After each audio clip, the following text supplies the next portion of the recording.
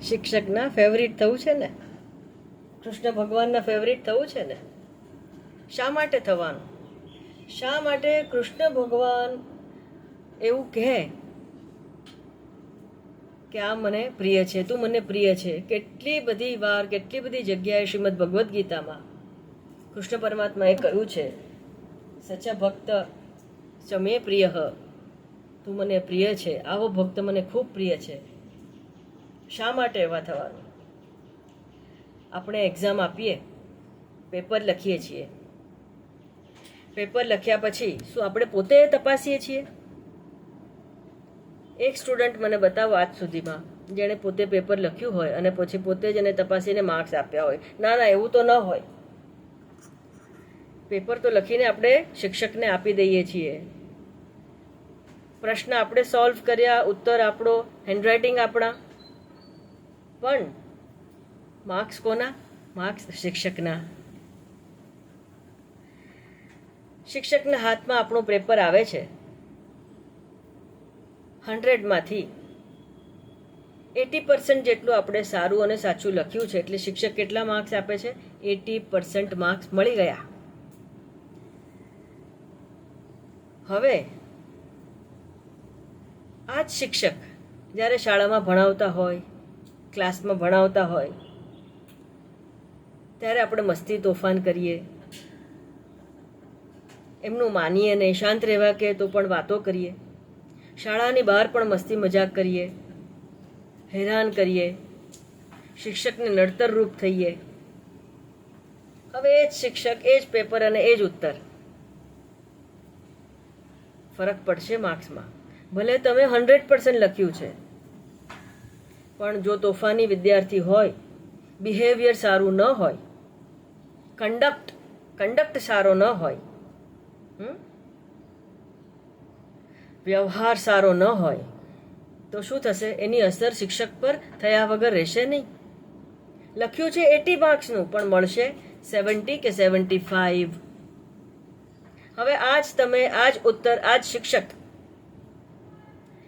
શાળામાં, ક્લાસરૂમમાં અને બહાર આ શિક્ષકને અનુકૂળ થઈને તમે વર્તો છો, રિસ્પેક્ટ આપો છો, એમની સેવા પણ કરો છો, સામે નથી બોલતા, અને અ વેરી ગુડ સ્ટુડન્ટ, એવી રીતે તમે અ વેરી વેલ બિહેવ્ડ સ્ટુડન્ટ, સારા આચરણવાળા વિદ્યાર્થી થઈને જો આપણે એક શિક્ષક પાસે રહીએ છીએ, તો ફરક શું પડશે?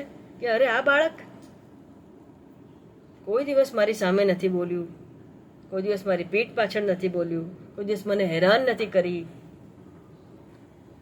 ઉલટાનું બીજા વિદ્યાર્થીઓ જ્યારે અવાજ કરતા હોય ત્યારે એને શાંત રાખ્યા છે, મને મદદ કરી છે ભણાવવામાં. લખ્યું છે તમે 80 માર્ક્સનું, મળશે 85, 87. કેમ? શિક્ષકને અનુકૂળ થઈને રહ્યા છો, પ્રિય થઈને રહ્યા છો.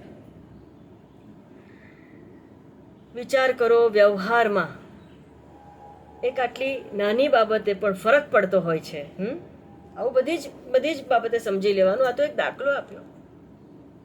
તો હવે એક વસ્તુ તો આપણે માનીએ કે નહીં માનીએ, આપણને ખબર હોય કે નહીં હોય, નિયમ તો એનો એ જ રહેવાનો છે. જેવી રીતે ગુરુત્વાકર્ષણનો નિયમ, તમે માનો કે નહીં માનો, ખબર હોય કે નહીં હોય, વસ્તુ ઉપર જે હોય એ નીચે જ આવે છે. આપણે જેટલા અહીંયા પૃથ્વી પર છીએ, આપણને કયો ફોર્સ પૃથ્વી ઉપર, ધરતી ઉપર જામેલો રાખે છે? તો કે ગુરુત્વાકર્ષણનું બળ છે. એટલે કે માનો કે નહીં માનો, એ હોય જ. બસ એવી જ રીતે આપણે માનીએ કે નહીં માનીએ, કર્મ આપણા, જેવી રીતે પેપર આપણું, જેવી રીતે ઉત્તર આપણા, એવી રીતે કર્મ આપણા, પણ ફળ પણ આપણું જ, આપણને જ મળશે. પણ આપવાવાળો કોણ? જેમ શિક્ષકે માર્ક્સ આપ્યા એમ કર્મ તો આપણા છે, પણ ખૂબ યાદ રાખો કે ફળ આપવાવાળો કોણ છે? ઈશ્વર છે. ક્યાં કહ્યું છે? શ્રીમદ ભગવદ્ ગીતામાં જ કહ્યું છે. કર્મણ્યેવાધિકારસ્તે મા ફલેષુ કદાચન. ચોખ્ખું કહી દીધું છે. આપણી ઉપર કૃષ્ણ ભગવાને આ બહુ મોટી કૃપા કરી છે કે કહી દીધું છે. એટલે ફળની ચિંતા આમ પણ આપણે કરવાની નથી. ફળની ચિંતામાં સમય વેડફવા કરતાં એટલો સમય એનું નામ લેવામાં રાખો. અમે જ્ઞાન નથી મેળવી શકતા, મોટી જ્ઞાનની વાતો અમને સમજાતી પણ નથી, અઘરી લાગે છે. ઉપનિષદની વાતો, બ્રહ્મસૂત્રની વાતો, ભગવદ્ ગીતા પણ ઘણીવાર અમને સમજવી અઘરી લાગે છે. કાંઈ વાંધો નહીં, નામ તો લઈ શકશો ને. યુ કેન ડુ ભજન. ભજન તો કરી શકશો ને, ધૂન તો કરી શકશો ને. છેલ્લે કાંઈ નહીં તો ભજન અને ધૂન જ્યાં થતા હોય ત્યાં જઈને સાંભળી તો શકશો ને. મોર દેન ઇનફ. કર્માધ્યક્ષ કર્મફળ દાતા. જેમ શિક્ષકે માર્ક્સ આપ્યા એમ હવે કર્મ કરી લીધું. ફળ કોના હાથમાં છે?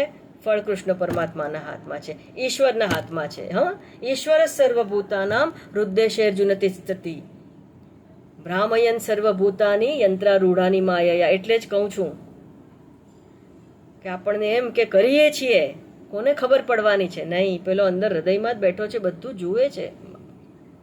કર્મના ફળ આપવા વાળો એ છે. હવે શું થાય કે આ ઈશ્વરમાં તમે શ્રદ્ધા ન રાખો.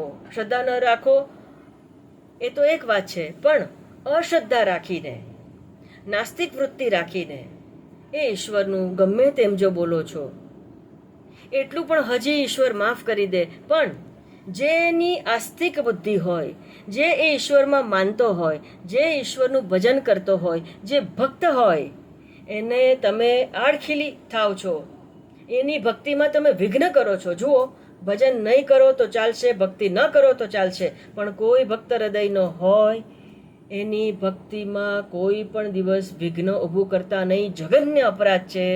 પરમાત્મા તમારું અજ્ઞાન ચલાવી લેશે, તમારી બધી ભૂલો ચલાવી લેશે. એના ભક્તની સાથે કોઈ પણ પ્રકારનું મિસબિહેવ કર્યું, કોઈ પણ પ્રકારનું ગેરવર્તન કર્યું એના ભક્ત સાથે, તો પરમાત્મા એને ચલાવી લેતા નથી. માટે ગુડ બુક્સમાં આવવું પડે. ખરાબ તો કોઈ કરો જ નહીં. જો એવું કર્યું હોય તો પેલા 80 માર્ક્સનું લખ્યું છે પણ મળે છે કેટલા? 70 અને 75 માર્ક્સ કપાઈ જાય છે. બસ એવી જ રીતે કર્મ તમારા, ફળ તમને જ આપવાનું છે. પણ કૃષ્ણ ભગવાન કહેશે કે આ મને તો અનુકૂળ રહ્યો નથી, પણ મારા ભક્તોને પણ હેરાન કરે છે. જેને શ્રદ્ધા છે એને પણ નામ લેવા દેતો નથી. તો હવે ફળ આપું છું એને 10 દિવસને બદલે, એને જે એનું કર્મફળ છે, એને દુઃખરૂપી કર્મફળ જે છે, 10 ને બદલે 12 કે 15 કે 2 મહિના સુધી એને આ દુઃખનો ભોગવટો હું આપું છું.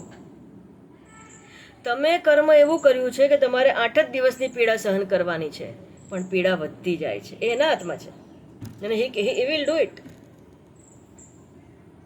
અને આ જ પરમાત્માનું નામ લીધું હોય, ભક્તિ કરી હોય, ભક્તિ નહીં કરી હોય તો પણ જ્યારે કોઈ એનું નામ લેતું હોય ત્યારે એને મદદ કરી હોય, કોઈ ભક્તને મદદ કરી હોય, એની ભક્તિ કરવામાં, કોઈને શ્રવણ કરવામાં મદદ કરી હોય, ઈશ્વર બહુ ખુશ થઈ જાય છે. આ જ તમારું 8 દિવસનું પાપનું એક પાપનું ફળ પાક્યું અને એ ફળ ભગવાને આપ્યું. હવે 8 દિવસનું પેન તમારે ભોગવવાનું છે. ભગવાન કહેશે ચાલો 5 દિવસ. એના હાથમાં છે, યાદ રાખો, એના હાથમાં છે. આ ભૂલીએ નહીં. અને માટે જ ભગવાનના પ્રિય આપણે બનવાનું છે. ભગવાનના પ્રિય બનવાનું હવે શરૂ કરી લઈએ. કેવી રીતે? અમે તૈયાર છીએ. તો ભગવાને એક શરત મૂકી છે. શરત મૂકી છે એટલે આપણા સારા માટે કે તારે મને પ્રિય બનવું છે તો હા બનવું છે. હવે તો બનીએ. 80 માર્ક્સનું લખીને 85, 90 આવવા કોને ન ગમે? અમારે બનવું છે પ્રિય. તો અમને બતાવો કૃષ્ણ પરમાત્માના સ્વયંના શબ્દોમાં. હવે આપણે સમજીએ કે ઈશ્વરને પ્રિય થવા માટે આપણે આપણી અંદર કયા ગુણો કેળવવાના છે. એક ગુણ જેમ જેમ અહીંયાથી કહેવાતા જાય જીવનમાં ઓન ધ સ્પોટ એને લાવી દેજો. અને એ પરંપારને પહોંચવા માટેની જે પણ કંઈ વ્યવસ્થા છે, આ આપણે આસન તૈયાર કરીએ છીએ. ઈશ્વરને અંદર લાવવાનું, ઈશ્વર અંદર જ છે ખબર છે, પણ એને અંદર સ્થાપિત કરવા, એને અંદર અનુભવવા માટે એનું સુંદર આસન તૈયાર કરીએ છીએ. એ આસન તૈયાર કરવા માટે બધા તૈયાર થઈ જઈએ.